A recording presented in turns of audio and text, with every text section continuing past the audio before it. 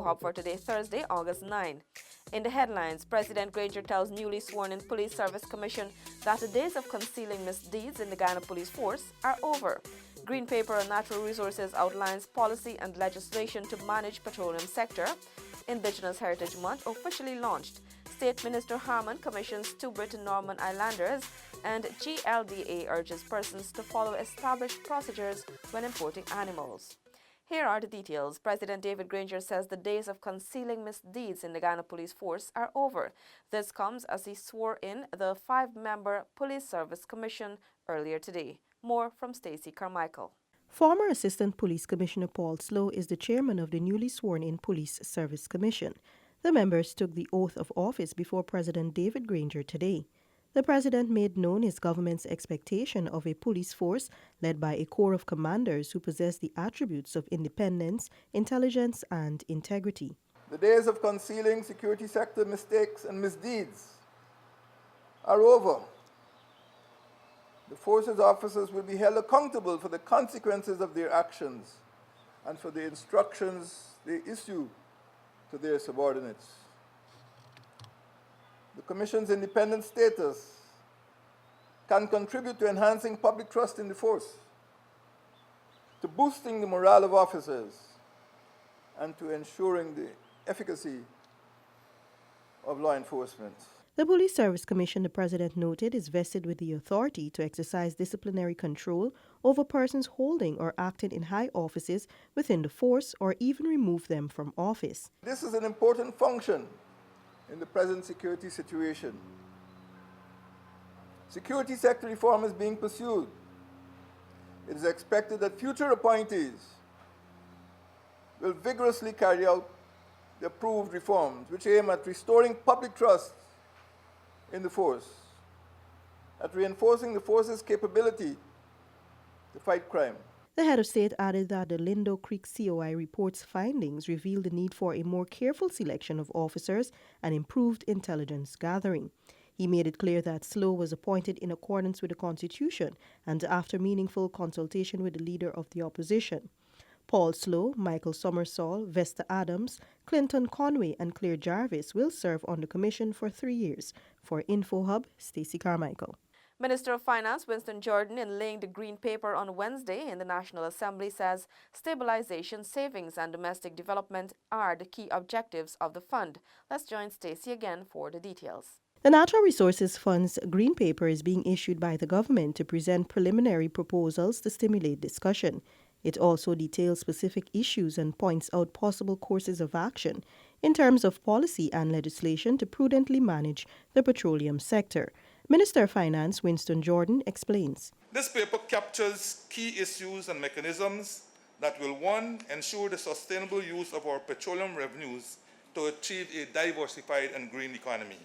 2, ensure that we avoid the mismanagement of our natural patrimony and the dreaded resource course. Minister Jordan said the laying of the Green Paper demonstrates the administration's commitment to good governance and accountability. This commitment has also transitioned into the establishment of a sovereign wealth fund, which will ensure a bright future for this and future generations. In the interest of good governance, I anticipate that no member of this Honourable House will argue against the establishment of a sovereign wealth fund. Sovereign wealth funds play a crucial role in the management of natural resource revenues of the magnitude that Guyana is likely to experience. Generally speaking, resource-rich countries with a well-managed sovereign wealth fund and clear fiscal rules fare much better than those without.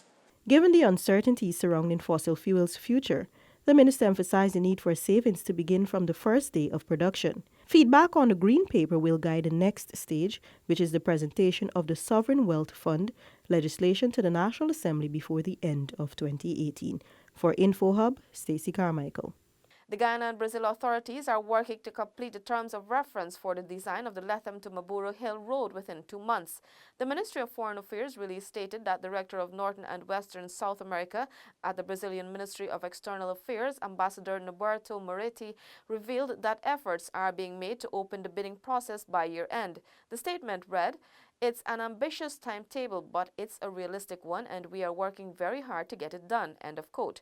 The Foreign Affairs Ministry noted that the journey from Latham to Georgetown takes as much as 13 hours depending on the state of the road. It has recently become impassable. Once paved, the projection is that the trip will take no more than 5 hours.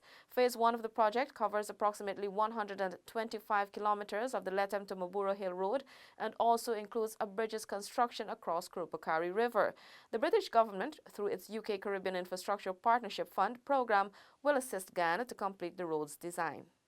The countdown to Indigenous Heritage Month in September begins. The month's activities were officially launched today under the theme, Proud of Our Indigenous Identity, Celebrating in Unity. More in this report. The celebration will include a week of activities, beginning with religious services at the Sophia Exhibition Center from August the 31st to September the 5th.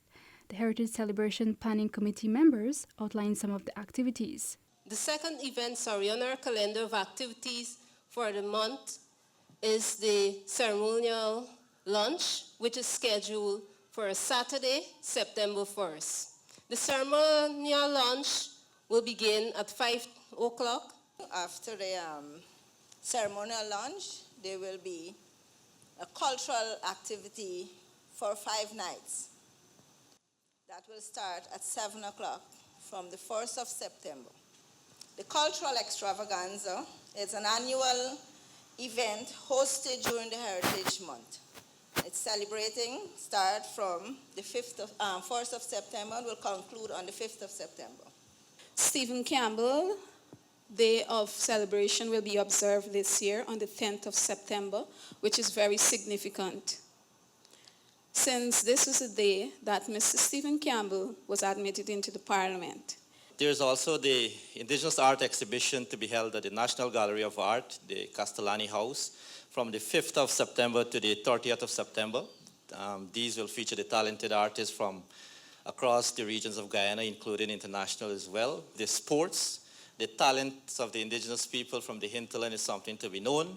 And we have 3 days allocated for this special event. And the first is going to be the preliminaries of the runoff of all events, football, cricket, volleyball, etc. And the second day on Saturday, it's going to be the quarterfinals in all the games mentioned. And of course, on the last day, Sunday, would be the finals, the excitement. The dates are the 21st of September, Friday, to the 23rd. This year's Heritage Village is Chulina. Other Indigenous villages will also host heritage celebrations. Other activities include school tours, lectures, and the annual Heritage Dinner. Minister of Indigenous Peoples Affairs, Sidney Alicock, noted the significance of this year's heritage theme, Proud of Our Indigenous Identity, Celebrating in Unity. The theme for this year's Heritage Celebration is very significant, because we as Indigenous peoples have a role to play in the unification of this nation. For InfoHub, Kimberly Ferreira. But you can't do that anymore. What? Smoking. The new tobacco laws, you can't smoke in a place like this no more. You can get into trouble. Man, what's stupidness you telling me, man? I used to smoke out here all the time. What you expect me for go now? The new tobacco law says you can't smoke in indoor public spaces and some outdoor public places, like this bus park, hospital compound, school compound, and the stadium. Well, I'm glad you tell me part, no? I ain't gonna make the mistake ever again. I mean, you really want to affect nobody with me smoking. Let's all work together to prevent cigarette smoking-related illnesses. Thanks for staying with us. The acquisition of 2 islanders for the Guyana Defense Force is a demonstration of the government's commitment to strengthening the force's aviation support to carry out its mandate. This is according to Minister of State Joseph Harmon as he commissioned the 2 recently acquired Britain-Norman islanders. Tiffany Rogers has that story. Minister Harmon said the 2 aircrafts acquisition demonstrates the government's commitment to strengthening the GDF's resources and its Air Corps to carry out its mandate. The government of Guyana will not hesitate to provide the support necessary to ensure our men and women in uniform are fully equipped to uphold the Constitution and to protect Guyana from within and without. Chief of Staff of the GDF, Brigadier Patrick West, described the move as part of efforts by the GDF to recapitalize the Air Corps. Through our collective efforts, we can boast of having a refurbished hangar, that you're sitting in at this point, and having our Air Corps being recertified as an AMO.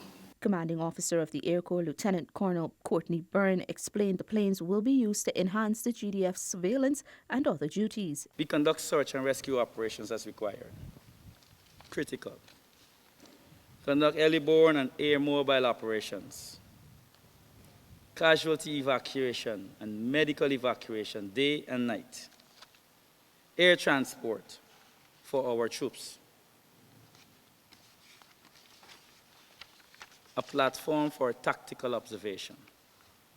Conduct surveillance throughout our territory, including our exclusive economic zone. By the end of the year, the Air Corps aims to strengthen its fleet with 2 Skyvans. In 2019, the GDF will also seek to acquire 4 brand new helicopters and 1 unmanned aerial vehicle as part of its recapitalization. For InfoHub, Tiffany Rogers. The Guyana Livestock Development Authority, GLDA, is reminding citizens that it is important to follow established procedures for importing livestock, especially with the advent of vesicular disease in neighboring Venezuela.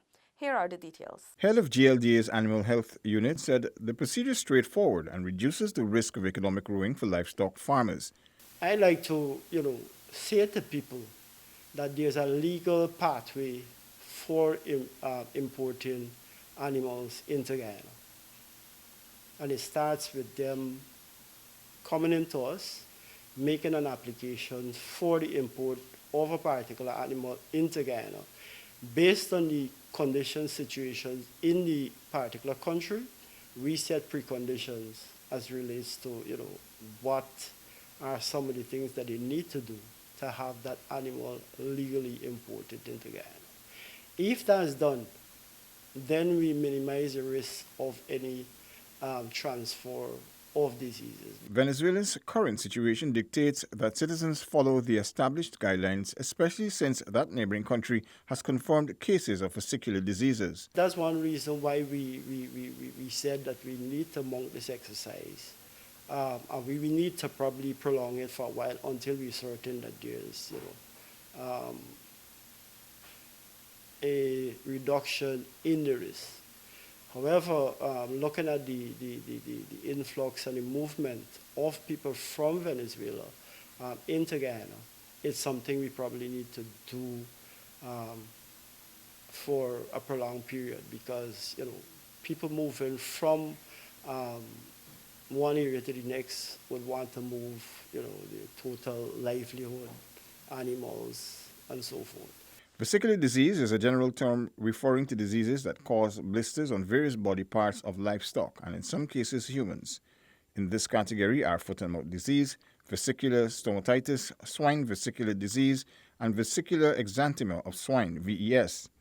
Through the GLDA's veterinary interventions, Guyana has been deemed free from foot and mouth disease without vaccination. The GLDA wants animal importers to help keep it that way. Paul McAdam for InfoHub. The Mayor and City Council is urging persons to support City Week from August 19 to 27 as Georgetown celebrates 175 years as a city. Isaiah Braffett brings us details of a press conference held today. Georgetown will be celebrating 175 years as a city on August 21. A week of activities is scheduled to commemorate the auspicious occasion. According to Town Clerk Royson King, the celebration is not only about jollification, it is also a period for reflection, introspection, and projection of the city's future. In this spirit of climate change and global warming, resulting in unprecedented environmental, cultural, economic, and social changes, changing demographies, and the imminent production of oil and gas in Guyana, we need to put the city on a trajectory that would allow it to facilitate and benefit from the assortment of economic ventures and innovations arising from the sustainable use of our natural resources. King wants residents to support events as all funds will go towards the restoration of City Hall. Hits and Jams representative Corinne Bollers, one of the event's major sponsors, is also echoing that call. I think the City Council would have put together a really good program where all the citizens of Georgetown especially will be able to participate in various activities. So we look forward to the support. We're asking everyone out there to come out and support all of the activities. If not all, try to support a few of them so that, raising funds for the City Council and its initiative can be met. The week of celebrations starts August 19 and ends on August 27.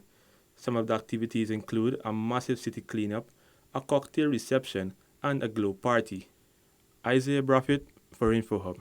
Let's remind you that the Ministry of Public Health has advised that no smoking of cigarettes, e-cigars, or any narcotic will be allowed at any of the CPL matches in Guyana. This is effective within 50 meters of the entrance and exit of the stadium and is also in keeping with the new tobacco law, which protects the population from exposure to second-hand smoke. We leave you now with your bridge and weather reports. Goodbye.